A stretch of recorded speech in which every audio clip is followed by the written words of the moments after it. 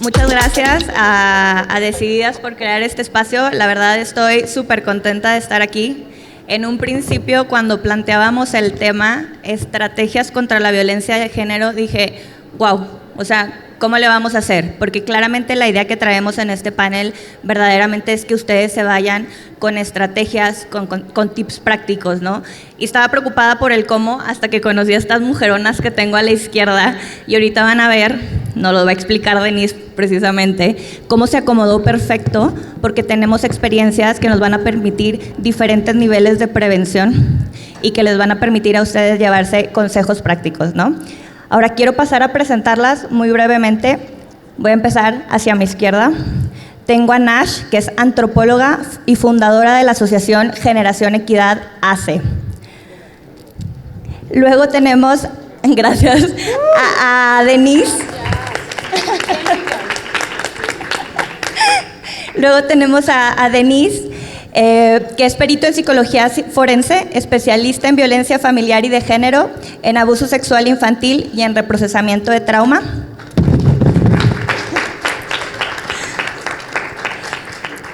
Y después tenemos a Lili Romo, directora del Departamento Jurídico de la Asociación Ya Basta Nuevo León AC. Ahora, antes de cederle la voz a Denise, que como les decía, nos va a dar una explicación de este concepto que les adelantaba, como parroquiales, sí quiero avisarles, aquí decidimos en este panel, y son palabras clave de nuestro panel, libertad y elección. Entonces no se sorprendan si a la mitad del panel alguna de ellas decide pararse a hablar y no estamos sentadas todo el tiempo. Y igual, hablando de libertad y elección, hacia el final vamos a tener espacio para preguntas. O sea, si tienen preguntas ya específicas, cuestiones que quieran platicar, vamos a dejar un espacio al final para preguntas. Entonces tampoco se asusten si de repente le hago así a alguna panelista porque se nos va el tiempo y si queremos dejarles espacio para estas preguntas. Entonces, sin más, Denise, adelante. Muchísimas gracias, querida Vero, y estar entre tres abogadas. Imagínense, yo como psicóloga clínica, pues me encanta, porque estamos vinculadas a través de la psicología jurídica. Y yo les quiero preguntar a ustedes si alguna vez se han dicho, ¿violencia yo vivo violencia? No, eso pasa a la vecina de la prima por allá, eso no nos pasa a nosotros.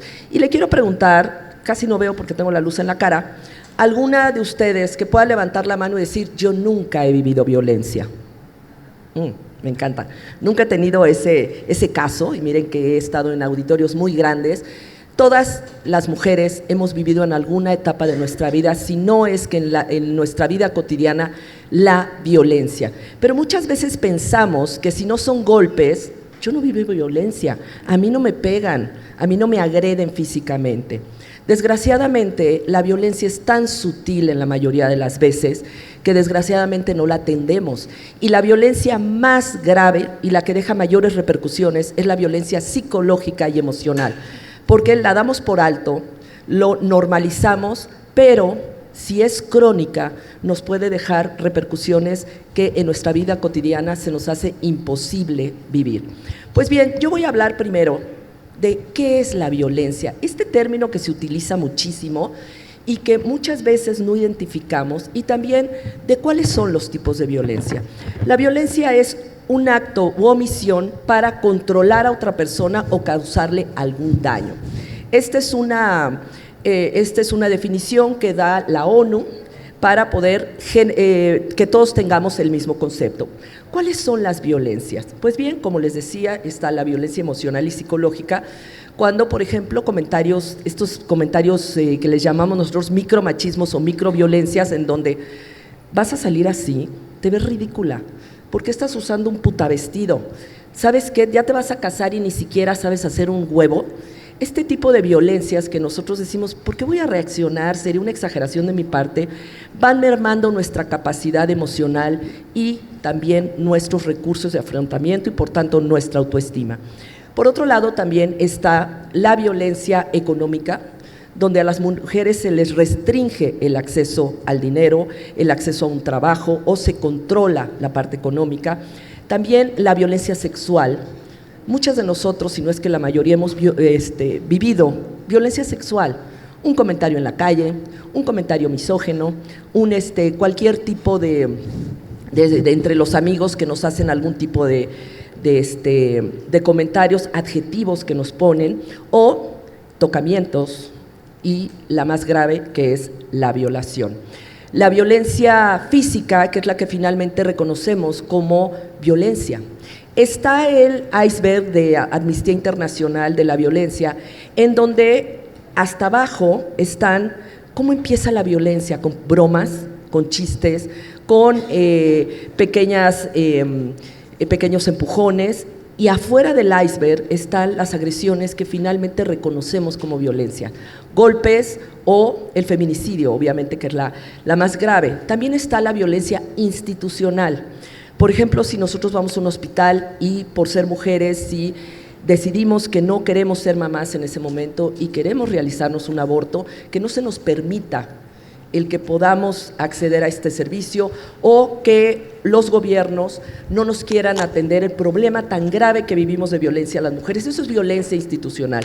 La violencia obstétrica tiene que ver también con esta parte donde vamos y no nos quieren atender. Todos estos tipos de violencia que muchas veces no los consideramos y lo vemos parte como de la estructura social. Pero ¿dónde se aprende la violencia?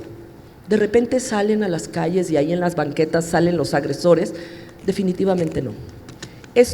Son patrones de conducta heredados transgeneracionalmente, o sea, desde siglos y siglos y siglos atrás, que seguimos reproduciendo, donde las mujeres tenemos un papel inferior dentro del grupo social, y los niños no se diga, contra los niños se tienen incluso otro tipo de violencias. Pues bien, cuando llega un miembro a la familia, un bebé que acaba de nacer, voy a decir de dónde se aprende, ¿de dónde empieza a aprender los patrones de conducta? Pues de sus figuras referenciales, como son papá, mamá, abuelos. Si entra a un hogar amoroso, donde hay respeto, donde hay igualdad, eso va a aprender este nuevo miembro de la familia. Pero si llega a un ambiente donde los problemas se resuelven a golpes, donde las mujeres son indefensas en el caso de las violencias contra ellas, eso va a aprender como patrones de conducta, que finalmente va a llevar a sus lugares de socialización, como es la escuela. Luego vemos niños muy agresivos que sus propios padres les dicen, tú pega, si te pegan, pega. O que entre los propios hermanos resuelven los problemas a golpes, gritos e insultos. Posteriormente, este niño o niña va a continuar su vida socializando con estos patrones de conducta, pero no solo a través de la agresión, sino también a través de la indefensión aprendida. Y así llegamos a la vida adulta, llegamos a la oficina, llegamos al matrimonio o a la pareja, y traemos estos patrones de conducta aprendidos que vamos a continuar reproduciendo con las siguientes generaciones.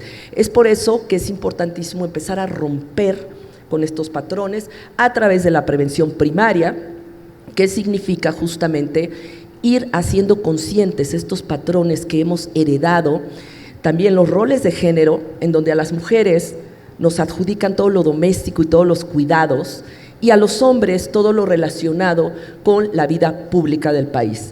Es por eso que cuando los hombres se quieren quedar al cuidado de la familia, son socialmente castigados con adjetivos, los segregan, los discriminan, o al revés, las mujeres que salimos al ámbito público, pues somos muchas veces también lastimadas por asumir responsabilidades que eran, todavía hasta hace muchas décadas, exclusivas de los hombres. Hace rato estábamos hablando de este techo de cristal donde las mujeres pues muchas veces no nos atrevemos porque somos triplemente juzgadas, y ya no se diga nuestra vida sexual. Una mujer que pretende ser libre sexualmente, porque lo somos juzgadas duramente. Nuestro cuerpo es el único que está legislado, si podemos o no podemos abortar. La iglesia lo mismo, las religiones, si podemos o no podemos ejercer una libre sexualidad, y socialmente también somos condenadas. Voy a dejar esto nada más aquí para abrir boca. Muchas gracias, Denise, y justo por eso les decía, acabamos de abordar este primer escaloncito, esta prevención primaria, el hacernos conscientes, y me da mucho gusto pasar con Ash, que nos va a hablar de la prevención secundaria. Muchísimas gracias. Bueno, pues primero qué gusto estar aquí con mujeres tan inteligentes y que estemos sobre todo comprometidas a erradicar este tema de la violencia de género. Como bien lo decía Denise, lamentablemente creo que ninguna de nosotras puede decir que no ha sufrido violencia en alguna etapa de su vida y en alguna circunstancia que pudiese parecer de lo más normal o cotidiana. Lamentablemente la violencia está muy normalizada. Lamentablemente la violencia en una cultura como ni siquiera la mexicana, la latina e incluso la mundial, se asume en muchas circunstancias como el día a día. Entonces, yo sí quisiera empezar por decirles, chicas, pues bueno, darles una noticia. La realidad es que nosotras, que estamos tan comprometidas con erradicar la violencia, con erradicar este tipo de inequidad de género, el machismo, el patriarcado, pues quiero darles una noticia, que quizá muchas de nosotras ya la sepamos y otras, pues bueno, tendremos que asumirla. El patriarcado, la violencia de género, no se va a acabar, y esto es una realidad. No se va a acabar así, mágicamente. No se va a acabar porque no tiene vida propia, porque no es un ente biológico independiente, porque no tiene fecha de caducidad, porque no tiene una vigencia jurídica. La violencia no es independiente de cada uno de nosotras y de nosotros, ¿no? Lamentablemente, este tipo de foros está siempre lleno de mujeres, y digo lamentablemente no porque seamos mujeres, pero nos faltan los hombres. Lamentablemente la conciencia no ha llegado y el interés no ha llegado también al género masculino en la medida que nos gustaría que hubiese llegado.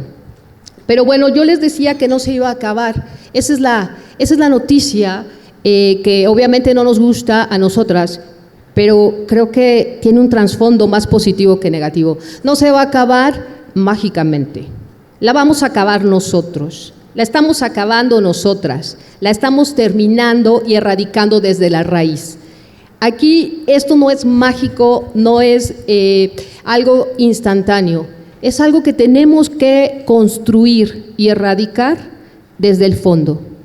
La violencia como tal, pues bueno, les decía, no tiene vida propia, pero habría que devolverle la responsabilidad a cada una de nosotras, a cada uno de nosotros, de educarnos, de hacernos protagonistas de nuestra propia vida. Y quiero decirlo de esta manera, en la medida de nuestras circunstancias y en la medida de nuestras posibilidades. Creo que todas las que estamos aquí reunidas estamos muy comprometidas con estos temas y creo que podemos ser agentes de cambio muy importantes. Todas y cada una de nosotras tenemos una historia personal, profesional, individual, y con base en esa historia hemos ido adquiriendo herramientas para poder no solo protegernos, sino proteger a nuestro entorno de lo que nosotros vivimos día con día en temas de violencia. La responsabilidad ciertamente tiene que volver a las manos del individuo o de las personas. Educarnos, conocer, aprender, ayudar a quienes tienen menos conocimientos, a quien nos necesita. Finalmente, hay un tema de empatía que nosotras como mujeres creo que hemos venido trabajando bastante bien, pero todavía falta muchísimo más empujar este tema y llevarlo a la acción. ¿Qué es lo que nosotros hacemos en Generación Equidad? En Generación Equidad, justamente, le devolvemos a la persona ese valor, ese poder de decidir sobre su vida, que no quiere continuar en un margen o en un marco cultural, porque la violencia es un tema cultural, en un marco cultural de violencia. Empoderamos a la gente, empoderamos a las mujeres a través del conocimiento, a través de la prevención, pero no solo a las mujeres. Y me voy a levantar porque no soy mucho de estar sentada, entonces me siento un poco tiesa. Pero bueno, devolverle a cada una de nosotras y a cada uno de nosotros, porque los hombres son fundamentales para toda esta historia de erradicación de la violencia, devolvernos el poder de decisión, el poder de nosotras definir que no queremos una vida con violencia, que queremos una vida llena de paz, una vida llena de respeto y una vida que nos haga sentir plenas. Si nosotros nos asumimos como autoras de nuestra propia historia, que yo creo que nosotras lo hemos escuchado en múltiples diálogos, en múltiples conferencias, pero habría que tenerlo muy presente todos los días. Convirtámonos en las autoras de nuestra propia historia. ¿Y cómo lo podemos hacer? Pues creo que nosotras ya estamos dando un paso adelante estando aquí, estando en estas charlas, relacionándonos con estas mujeres como nosotras, que tienen ya una trayectoria, que no solamente estamos ocupadas en nosotras mismas, en conocernos, sino que también estamos ocupadas trabajando para que las que vienen atrás de nosotras, las que están a nuestro lado, e incluso las que están más arriba en cuanto a edad, jerarquía y lo que quieran, pero que aún no han tenido muy claro lo que es la violencia y que es necesario erradicarla para que podamos vivir en una sociedad sana, tenemos nosotros que impulsar ese cambio, tenemos nosotros que ser esos agentes de cambio. Y sí quiero que lo tengamos muy claro, no somos víctimas de la violencia. No somos presas de la violencia, siempre y cuando entendamos que nosotras podemos decidir hasta dónde y hasta cuándo. No se va a acabar, efectivamente. La estamos acabando, la estamos erradicando, todas y cada una de nosotras desde la trinchera que tenemos. Entonces, sí es muy importante que empecemos a subir también a los hombres. Cuando digo, qué lamentable que más del 90% seamos mujeres, es porque creo que todas nosotras ya tenemos muy entendido que una sociedad es una sociedad completa, es una sociedad que suma hombres y mujeres. En Generación Equidad nosotros tenemos un lema que dice, juntos somos más fuertes, y hace alusión justamente a que hombres y mujeres debemos de trabajar para erradicar la violencia. Yo creo que todas nosotras somos muy conscientes de que la violencia, el machismo y el patriarcado al que estamos derrumbando, finalmente destruye por igual a hombres y mujeres. Yo lo he visto, soy abogada, soy antropóloga social, y justamente no es solamente un tema de mujeres, pero hay que hacérselos saber y hay que hacérselos sentir y hay que hacérselos vivir también al género masculino. Generación Equidad justamente se dedica a eso, no importa el género. Tenemos que tener claro como sociedad que mientras vivamos en una cultura machista, en una cultura que violente a las mujeres de mil maneras, porque lo hace, o sea, hasta de maneras muy disimuladas, muy cotidianas, mientras tengamos eso no podremos avanzar como sociedad.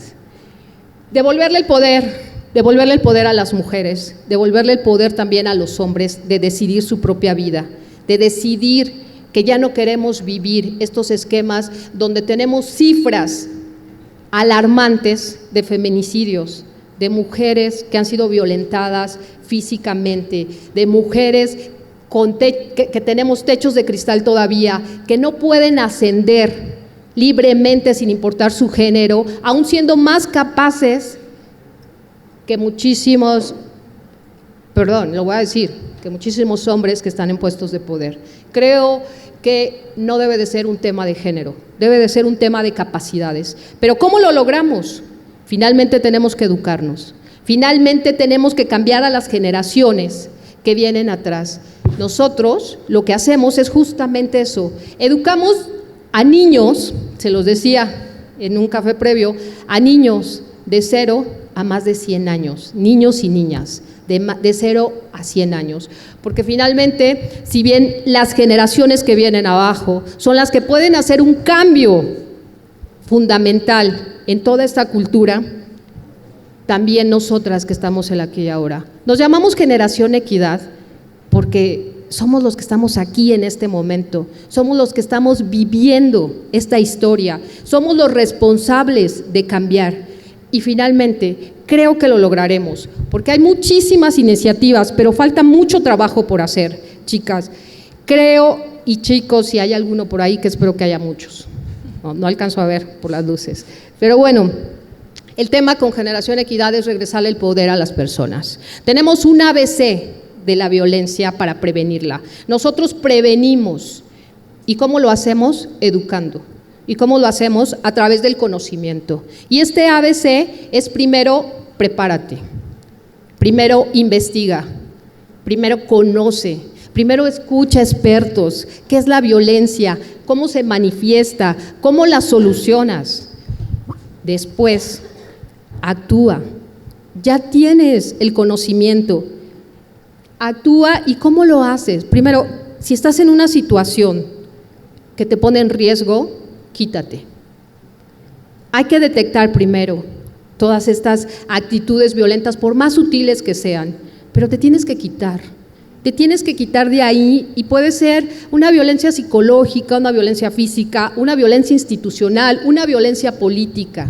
No hay necesidad de exponerse de más. Y después, punto C, no te calles. Tienes que decirlo. Yo tenía algo desde niña, no me quedaba callada. Por algo soy abogada. Finalmente las injusticias eran algo que nunca me cayeron bien, nunca me asentaron bien, y finalmente nunca me quedé callada, y siempre estaba diciendo, ¿por qué esto? ¿Por qué el otro? Esto no está bien. Y aunque culturalmente la gente te dice, no seas exagerada, no pasa nada, no les hagas caso, así es la vida. No es la vida así. No se callen, no, sí hay que hablar, sí hay que decirlo, sí hay que gritarlo, sí hay que evidenciarlo, porque si no esto crece y no acabamos con esa cultura violenta. Tenemos que erradicarla, y el tercer paso es justo eso, no te calles. Y cuando es una circunstancia más fuerte todavía, hay que denunciar, porque hay temas de violencia que si ponemos límites, si sabemos poner los límites, podemos pararlas, pero hay temas que crecen demasiado, hay temas que ya necesitan una intervención legal, y sé que muchas de nosotras se sienten solas, y sé que muchas de nosotras no se atreven a hacerlo por miedo, pero finalmente por eso es importante el punto A: conoce, investiga, acércate a instituciones, a personas, a expertos, para que sepas cómo hacerlo, si en algún momento tienes la lamentable experiencia de violencia, porque lamentablemente y tristemente nadie está exenta, pero sí podemos evitarla, quitarnos y denunciar. Háblalo con quien quieras y resuélvelo. Ahora, devolverle el poder a la gente, quiero decirles esto. No quiero. Ahora, perdón, Nash, yo dije que en elección y libertad.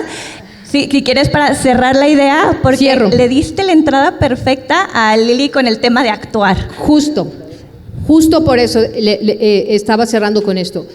Con esto cierro, chicas, que me ha quitado la idea. Ya iba a cerrar. Pero bueno, el tema de violencia, esto cierro, y esto es bien importante. Finalmente no es regresarles el poder, es totalmente distinto a culparlos o culparlas. Finalmente, todas estamos expuestas a esto. Regresarles el poder no es regresarles la culpa. Lo que pase en un contexto de violencia, lo que nos pase a todas y cada una de nosotras, es responsabilidad de todos, de esta cultura, de toda la gente, no de ustedes. Entonces, no teman. Finalmente, estamos aquí para resolverlo. Y creo que lo que estamos haciendo aquí es algo muy importante para trascender. Le cedo la palabra a Lili. Ya le cierro, pero muchísimas gracias. Hombre, gracias. Y me encanta porque justo como estábamos viendo, este último cierre que nos presentaba Nash, nos abre pie a esta prevención terciaria, ¿no? A este actuar. ¿Qué pasa después? ¿Qué hacemos, Lili? Bueno, siempre me pasa esto con los micrófonos. Yo me tragué uno de chiquita, entonces tiendo a hablar muy fuerte. El ingeniero de audio ahí, que me tire paro. ¿Qué pasa cuando he sido víctima de violencia? en cualquiera de sus presentaciones, psicológica, sexual, física, patrimonial, económica. Iniciamos, en primer lugar, quisiera decir por qué puedo o por qué me han invitado más bien a sentarme aquí. Es por el proyecto de Ya Basta Nuevo León, a quien le debo muchas cosas, pero en particular el poder estar aquí y hablar de estos temas, ¿no? Ya Basta nace con la intención, en primer lugar, de concientizar a través de redes sociales, particularmente Instagram, y después, con el paso del tiempo, gracias a ese crecimiento orgánico, comienzan a llegarnos una cantidad de mensajes horrendas, realmente, de toda la gente que no sabía por dónde empezar tras haber sido víctima de violencia. Eso, si bien yo había empezado en Ya Basta como en el equipo de redacción, nada más para poder publicar los posts, siendo abogada, abrimos un departamento jurídico. Y oh sorpresa, una vez que se anuncia el departamento jurídico, hay cada vez más casos de personas, mujeres, que han sido víctimas de violencia. Entonces, nos obliga a prepararnos y sobre todo nos obliga a comenzar a no nada más prepararnos nosotros, sino compartir con ustedes qué puede pasar. Entonces, siempre recibimos dos preguntas. La primera, ¿qué hago? Eso lo voy a abordar. Pero por otro lado, siempre me preguntan cómo se ve el panorama en México en relación con qué hacer cuando he sido víctima de violencia. Tengo el gusto de decirles que en papel tenemos un panorama amplio, que comienza con la Ley General de Acceso de las Mujeres a una vida libre de violencia. Está buenísimo, léanlo un día por una tarde y si nada más lo vieran en papel se darían cuenta que México es un país sensacional. Sin embargo, el papel no se traduce a la vida real, por supuesto. Incluso estamos tan actualizados que existen… sí, caché donde me le bajaron un poquito el volumen, dispensen. Incluso tenemos estados que van muy a la vanguardia y no lo digo como algo particularmente positivo. Por ejemplo, Puebla tiene un amplio catálogo de distintas maneras de atender a la violencia de género. Y, por ejemplo, mundialmente, España incluso ha regulado la violencia vicaria, que de hecho hace poco en Puebla se presentó una situación sumamente lamentable de violencia vicaria, por la cual un padre, de manera deliberada y sin que la madre estuviera en necesidad de ello, la declara en un estado de interdicción en materia legal. ¿Qué significa esto? Que básicamente no puede hacer el uso correcto de sus facultades mentales para el cuidado de las infancias, en su caso de su hija. Entonces, le quitan la paternidad a la madre, le quitan la posibilidad de estar con su hija. ¿Y qué sucede? A través de una demanda y de una denuncia, alrededor de 4 años después, recientemente en el 2021, le regresan la paternidad, la patria potestad, disculpen, muchas gracias, a la madre, y se descubre que en realidad el padre incluso estaba sometiendo a su hija a una red de trata de personas. ¿Qué sucede? El derecho llega tarde y por lo general llega mal. Sin embargo, en este caso parecería ser que nos estamos adelantando una cantidad inmensa de delitos tipificados. ¿Y qué pasa? La gente no sabe denunciar. Entonces, un par de puntos importantes antes de iniciar con cómo denuncio, cómo empiezo, que me gustaría ahondar rápidamente porque tampoco quiero quitar tiempo de preguntas en ese sentido, ¿no? Es importante entender que no todo son denuncias y que no todo se trata de la vía penal. En nuestra legislación tenemos una oportunidad considerable de distintas herramientas de las cuales podemos hacer uso, no solamente en materia penal, existe la vía administrativa, la vía civil. ¿Qué pasa si saliendo de un antro una mujer presenta síntomas de que ha sido violentada de manera sexual? Pues lo primero que pensaríamos sería denunciar, una querella. Sin embargo, muchas veces el estado anímico de las personas no les permite hacer eso de manera inmediata, a pesar de que se sabe que las 72 horas son de las más importantes, no me va a dejar mentir, incluso en cuestiones de peritaje y dictámenes.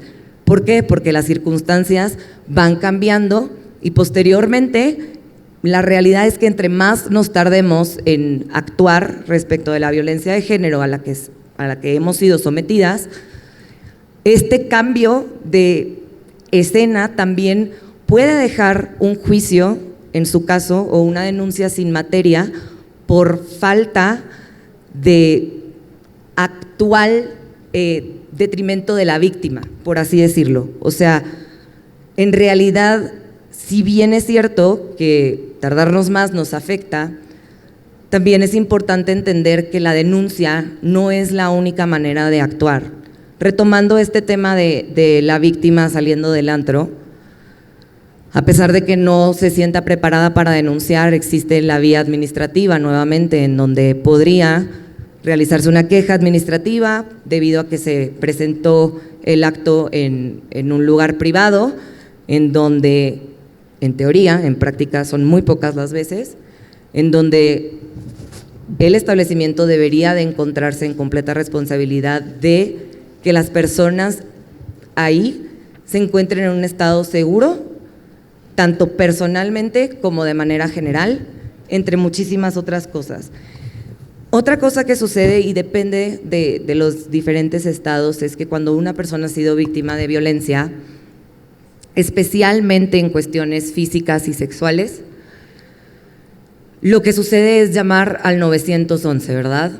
Y intentar de la manera posible explicar lo sucedido, pero incluso hay municipios en donde es posible, dependiendo del estado y particularmente dependiendo de los municipios, solicitar una autoridad llamada el juez itinerante, que puede de alguna manera auxiliar en aquellos momentos en donde de primera mano, una vez que se realiza el acto, tomar la documentación y las pruebas suficientes para posteriormente realizar alguna denuncia o alguna demanda.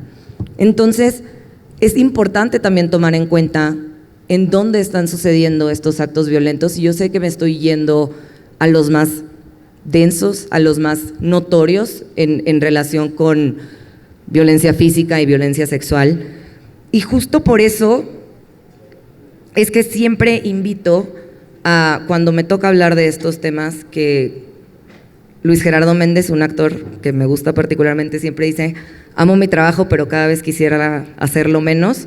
Entonces siempre es un gusto venir a platicar de esto, pero siempre es muy doloroso porque entre más pláticas doy, sé que quizás el avance no es tanto, pero siempre procuro que se queden con qué papel jugamos cada una de nosotros, porque si bien es importante saber y si bien es importante comunicar y poder comentar cuáles son las alternativas jurídicas, también es importante que una vez que sabes, eres responsable.